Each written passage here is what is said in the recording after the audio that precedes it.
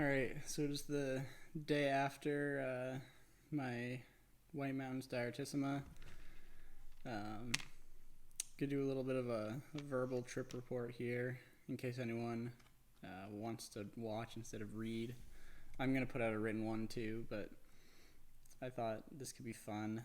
Um, so I started the Direttissima on the 24th, which was Friday. Started at 4:23 in the morning at Moose Lock. Um, Got up Moose Lock. It was overcast because the previous day had been cloudy, but wasn't supposed to rain, and it didn't rain. Trail was a little wet, but overall not bad. Got up and down Moose Lock. Went over to the Kinsman's. Got over the Kinsman's and then hiked down to Lonesome Lake Hut. At the Lonesome Lake Hut, I got some water, and then I headed over and did an out and back to Cannon. After Cannon, went across the road, went up the Falling Waters Trail, I think. Yeah, Falling Waters Trail. Then did a big, from the top of Haystack, did a big out and back to Liberty and Flume. Then I went up, hit Lincoln and Lafayette. There's a way to do the route that Andrew Drummond did where you can bushwhack from in between Lincoln and Lafayette over to Owl's Head. I'm not an experienced bushwhacker. I didn't feel comfortable with that, so I just went all the way up over Garfield, and then finished the day by going over to the 13 Falls tent site in the Pemi wilderness. Started the day and finished the day in the dark, but it wasn't too bad. So then on day two, so that was Moose Lock, South Kinsman, North Kinsman, Cannon, Liberty, Flume, Lincoln, Lafayette, and Garfield. Day two.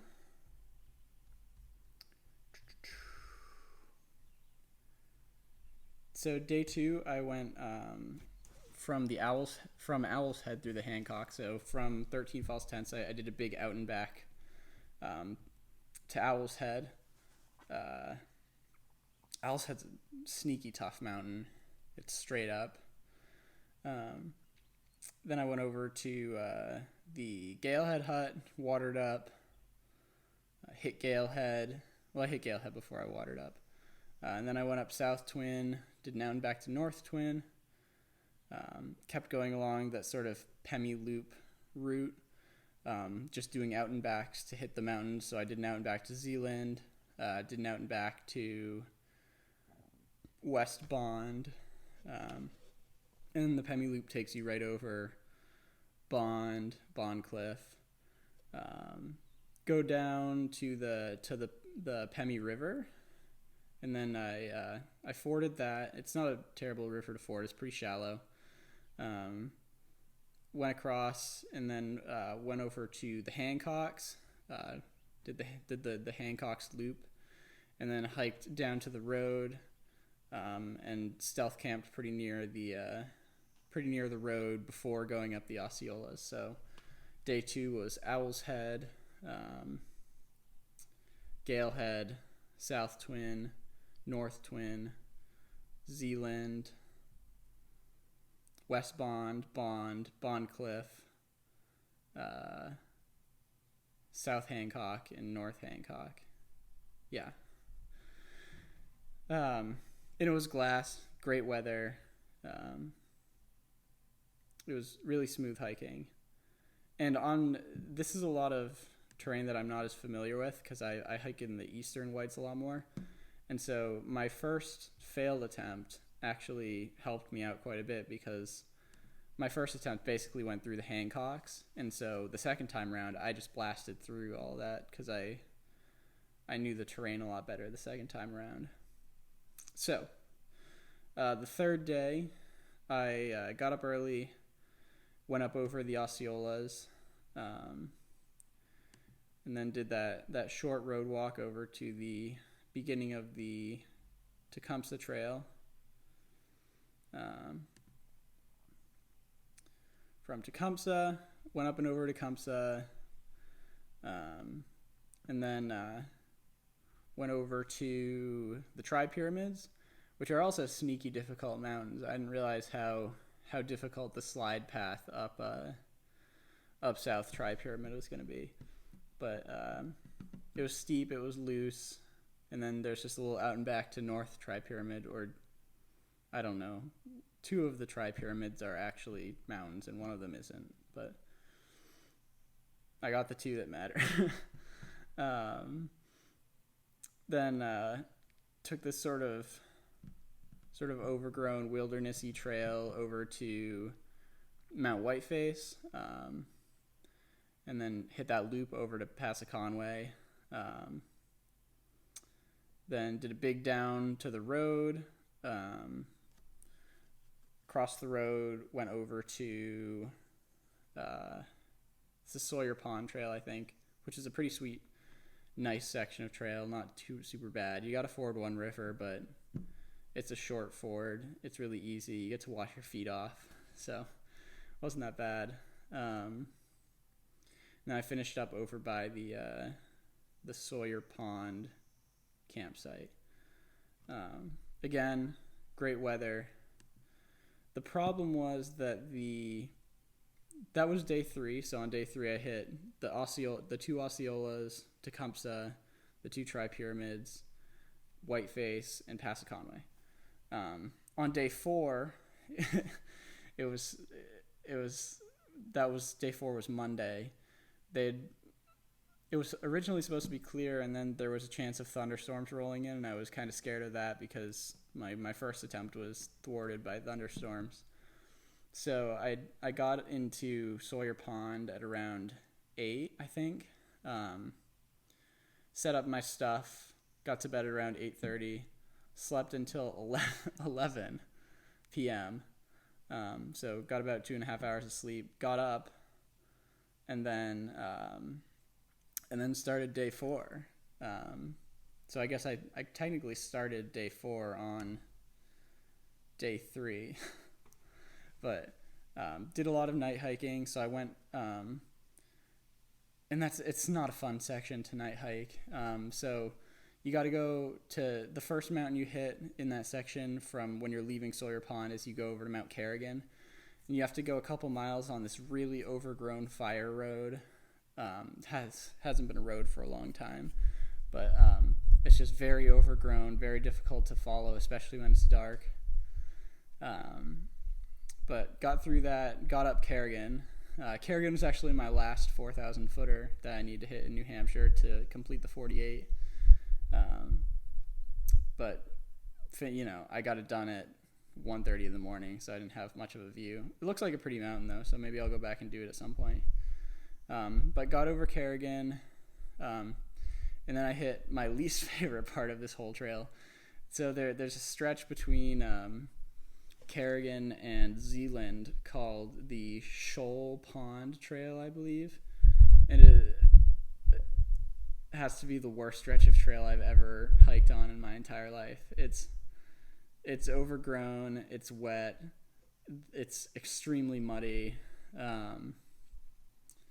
I actually saw 4 moose on that stretch of trail, which is pretty wild.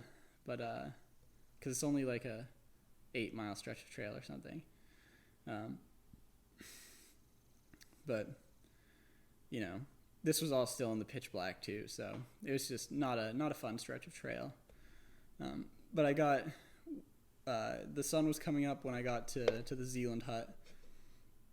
So from the Zealand hut, I did an out and back to Hale, and at this point it was raining pretty hard, but there hadn't been any thunder yet, so that's fine. So I was trying to get over as many mountains as I could before I got hit by any thunderstorms and had to chill out. But it kept holding off, so I kept going. Went over to Willie Field and Tom, hit all of those. Still no thunder, just a little bit of rain. And then got down to the Highland Center. Was able to check the weather at the Highland Center, and it showed the thunder basically just not hitting for the rest of the day, which was sweet. So took a little bit of a break at the Highland Center, chilled out for a little bit, and then in the afternoon I went up. Yeah, in the afternoon I went up. What trail is that? Crawford Path, the one. It goes straight from the Highland Center to the Mitzvah Hut. But I went up to the Mitzvah Hut, got some water, and then went over to Mount Jackson.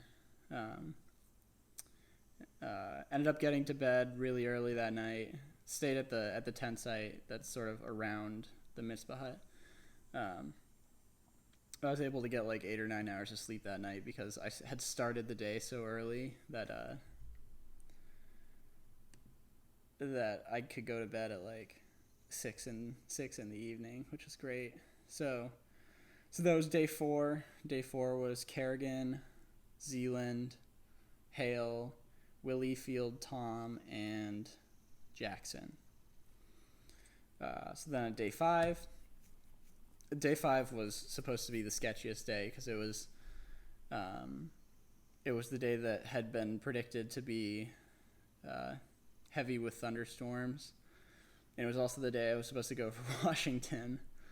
So I wasn't too optimistic about that, but it had been showing the thunder like pushing off further in the day to the afternoon. So I got up really early, hit Pierce, Eisenhower, Monroe, got to the Lake of the Clouds hut pretty early, and the weather still looked. I mean, it was very windy and rainy, but there was no thunder. So I did an out and back from the Lake's hut up to Washington. Got up and down pretty quick, and then from the Lake's hut I went over to Isolation, because that's another one of those weird mountains that's way out in the middle of nowhere by itself. So went to Isolation, still just kind of rainy and wet, but still no thunder. And then by the time I got down to Route 16 off of Isolation, it was pretty clear, and the weather had cleared up. There wasn't going to be any thunder that hit all day, and I was pretty stoked about that. So I just kept on sending. Got over the Wildcats. Again, the first Wildcat. I've hiked Wildcat before, so I knew what it was about, but Wildcat's another tough mountain that you don't really think of as being tough because it's right next to the presidentials, but got over the 2 Wildcat peaks, got down to the Carter Notch Hut, went up Carter Dome, hit the South and Middle Carter, and then did a quick out and back to Mariah, down to Route 16 again, and then I road walked over to the Dolly Cop campground, and I just stealth camped around. I didn't want to. I felt like it was against the spirit of the Direttissima to stay at like an actual paid established campground. So I just stealth camped around there. So that was day 5. Hit Pierce, Eisenhower, Monroe, Washington, Isolation, the 2 Wildcats, Carter, Dome, the 2 other Carters, and Mariah. So the next day was my last day. Weather was supposed to be glass, and it was glass. It was great. Got up pretty early, was on trail by 3:45 or so. It was actually later than I wanted to be on trail, but it worked out all right. So from there you go straight up Madison. Actually, that wasn't a super hard trail up Madison in the whole grand scheme of Madison trails. That was the Daniel Webster Scout Trail. I didn't think it was all that bad. But got up to the top of Madison just as the sun was rising. And Madison, Adams, and Jefferson are probably my favorite mountains in the whole world. And it was just amazing. The weather was so wonderful, and with the sun rising, it was great. But got up to the top of Madison, went over to Jefferson and Adams, or Adams and Jefferson, I guess. And then skirted on down the Caps Ridge Trail. And, excuse me, from the bottom of Caps Ridge, it's like a 12-mile, I don't want to mess this up. It's from there to, yeah, so it's something like a 12-mile road walk from the bottom of Jefferson to Cabot. Not Cabot, to the start of Wambeck, the start of the Star King Trail. So I did that. I hate road walking, but it's quick miles, I guess. So got up to the top of Wambeck. Wambeck's a pretty easy mountain. And then the stretch from the top of Wambeck to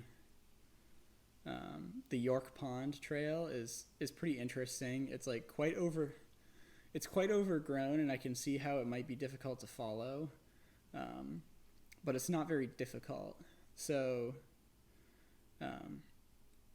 luckily didn't get lost, and was able to send it pretty quick from Wambeck over to the York Pond Trail, and then just bagged Cabot and got down that, what is it? I forget the name of it might just be the York Pond Trail that it actually ends on. Oh no, it's you're on the York Pond Trail for the last like 0.2 miles, but the Bunnell Notch Trail is the trail that you descend Mount Cabot on. And so I was hurting pretty bad at that point, and I was starting to get that tunnel vision that you get when you go really long distances. So I was pretty ready to be done, but obviously I wanted when Andrew Drummond set the record, which is the standard I was going off, he did the time from the start of the first trailhead to the end to when you actually get to the bottom of Mount Cabot, like the trailhead. So that's the time I wanted to set. So I just ran down Cabot and finished up at 5:28 p.m. yesterday, which was the 29th of July. So that put me at 5 days, 13 hours, and 5 minutes. That's really all I got. I'm hurt.